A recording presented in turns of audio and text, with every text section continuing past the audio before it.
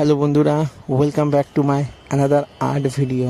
আজ যে কাজটা করতে চলেছি আমি এই কাজটাতে ভীষণ এক্সাইটেড, কারণ এই কাজটা একটু আলাদা। আমরা সবাই জানি কলিযুগে শেষের দিকে যখন পাপ অন্যায় অবিচার ভীষণভাবে বেড়ে যাবে, তখন ভগবান শ্রীকৃষ্ণ ওনার লাশ অবতার ভগবান কালকি অবতার নেবেন এবং তেনাকে হেল্প করার জন্য আরও 7জন চিরঞ্জীবীও ফিরে আসবে। কিন্তু এরা অনেকেই জানে না, এনাদের সাথে সাথে আরেকজন থাকবে, তিনি হচ্ছে ভগবান গণেশ। কিন্তু এই ভগবান গণেশ এখনকার রূপের থেকে তখনকার রূপ টোটালি আলাদা, এবং তেনার নাম হচ্ছে ধূম্রকেতু। ঠিক আছে, ওনার কলিযুগের যে ধূম্রকেতু থাকবে, ওনার রূপ টোটালি আলাদা এখনকার ভগবান গণেশের সাথে। সেই রূপটাকেই আমরা ফুটিয়ে তুলছি।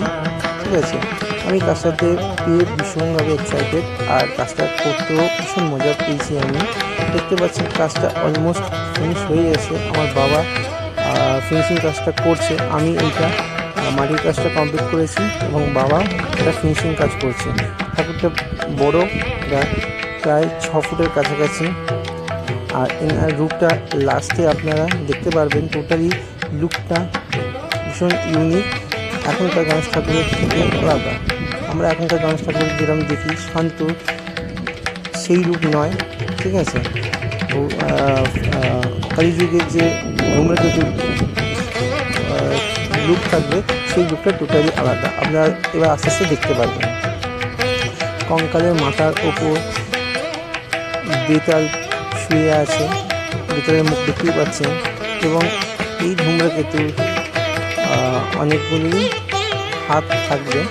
ঠিক আছে, এবং এই ভীষণ রাগী, এবং ওনার মাথায় জ্বর থাকবে মুকুটের জায়গায়, এবং অর্নামেন্টের জায়গায় রুদ্রাক্ষ পড়ে থাকে।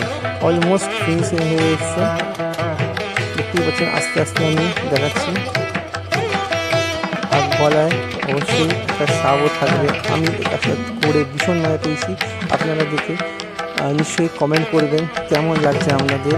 ঠিক আছে, থ্যাংক ইউ ফর ওয়াচিং।